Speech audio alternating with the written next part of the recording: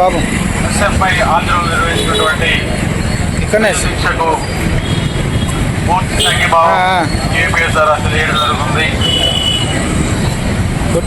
చూసుకున్నట్టయితే గత 10 సంవత్సరాల్లో కేసీఆర్ పాలన జరిగింది. అప్పుడు కూడా తెలంగాణ రావడానికి కూడా ఈ యువత ఈ విద్యార్థుల పాత్ర కీలకమైంది.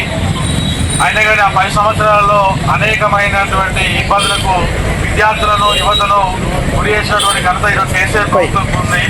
ఈరోజు పోరాటం చేసుకున్నటువంటి తెలంగాణలో అనేకమైనటువంటి ఇబ్బందులు పడి ఆ ప్రభుత్వంలో అనేకమైనటువంటి ఇబ్బందులకు గురైనటువంటి మనము మళ్ళీ మార్పు అని చెప్పి కాంగ్రెస్ ప్రభుత్వాన్ని గద్దెనెక్కించి రెండు సంవత్సరాలు గడుస్తున్నా కానీ మన స్కాలర్షిప్లు రియంబర్స్మెంట్ రాక అనేకమైనటువంటి ఇబ్బందులు పడే పరిస్థితుల్లో ఈరోజు మనం ఉన్నాము.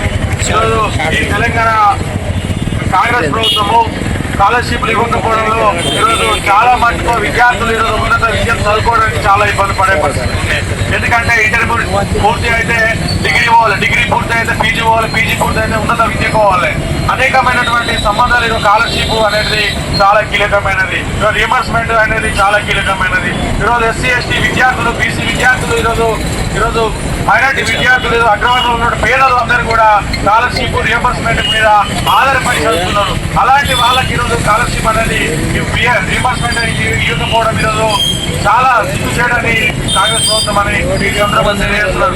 ఎందుకు ఈరోజు మనం అనేక సందర్భంలో అనేక పోరాటాలు చేసి తెలంగాణ తెచ్చుకున్నాము.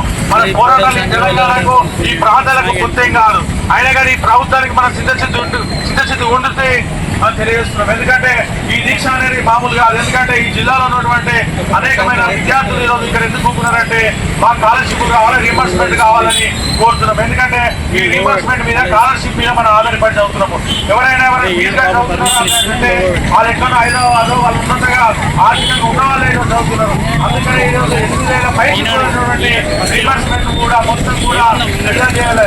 ఈరోజు రాష్ట్ర ప్రభుత్వాన్ని మనం ఏంటంటే తెచ్చుకున్న తెలంగాణలో మార్పు కోసం ఓటు చేసిన కాంగ్రెస్ ప్రభుత్వంలో కొత్త కాదు, ప్రభుత్వాలను దించడమే కొత్త కాదు. ఈరోజు యువత కలుసుకుంటే ఆ తెలంగాణ తెచ్చుకున్న యువత కలుసుకుంటే ఈ ప్రభుత్వాలను గద్దెదించడం పెద్ద గొప్ప కాదు. ఈరోజు భగత్ సింగ్ లాంటి వాళ్ళు, చెగువేరు లాంటి వాళ్ళు దేశం కోసం ప్రపంచం కోసము యువత కోసం కొట్లాడిన వాళ్ళు. అలాంటి వాళ్ళ స్ఫూర్తి తీసుకొని రానున్న కాలంలో ఈరోజు ఎస్ఎఫ్ఐ మద్దతిస్తూ మీరు అందరూ కూడా ఐక్యంగా ఉంటేనే మీరు ఇంటర్వ్యూ పూర్తయితే డిగ్రీ పూర్తయితే రియంబర్స్మెంట్ రాకపోతే డిగ్రీ అదేవిధంగా పీజీఆర్ ఉన్నత విద్య చదవలేని పరిస్థితిలో ఉంటారు. అందుకని మన విద్యార్థులు అందరూ కూడా ఐక్యంగా ఉండి రానున్న కాలంలో విద్యార్థి ఉద్యమాలు నిర్వహించుకొని మన రియంబర్స్ మన కోసం పోరాడు. ఎందుకంటే మన నాయకులు అందరూ చూస్తున్నాం. కాంగ్రెస్ ఒక నాయకుడు ఉంటాడు, బీజేపీ ఒక నాయకుడు ఉంటాడు, టీఆర్ఎస్ ఒక నాయకుడు ఉంటాడు. మనకి ఎవరు నాయకుడు మన స్ఫూర్తి భగత్ సింగ్, అంబేద్కర్ లాంటి, సావిత్రిబాయి ఫులే లాంటి వాళ్ళు మనకు స్ఫూర్తి ఉంటారు. అలాంటి స్ఫూర్తి నాయకులు ఉన్నటువంటి ఎస్ఎఫ్ఐ మనకు ముందు ఉంటుంది.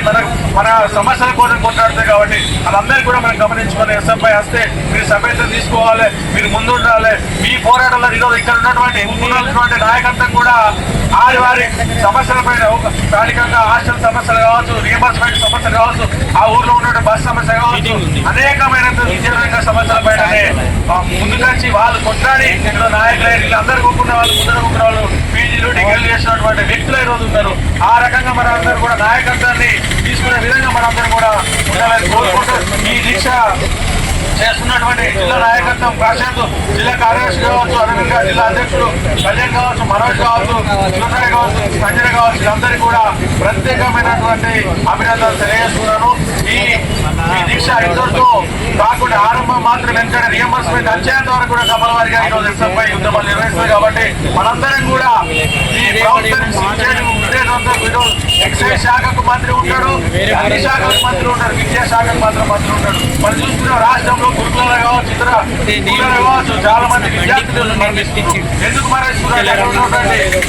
వాతావరణం కావచ్చు, ఫుడ్ కావచ్చు, అనేకమైనటువంటి వెసులుబాటు కావచ్చు, ఎవరు కూడా లేని పరిస్థితుల్లో విద్యార్థులు మరణించడం జరుగుతుంది. ఇవన్నీ కూడా మనం గమనంలో పెట్టుకోవాలి. విద్యా వ్యవస్థను కాపాడుకోవాలి, తెలంగాణను కాపాడుకోవాలి. కాబట్టి మనందరం కూడా ఐక్యంగా రానున్న కాలంలో రియంబర్స్మెంట్ కోసం కావచ్చు, విద్యారంగ సమస్యల కోసం కావచ్చు, మనందరం కూడా మన కోసం మనం కొట్లాడాల్సిన అవసరం ఎంతైనా ఉంటుంది. కానీ ఆ తెలియజేస్తూ ఈ అవకాశం ఇచ్చిన జిల్లా కమిటీకి, అదేవిధంగా మీ అందరికీ కూడా ప్రత్యేకమైన ధన్యవాదాలు.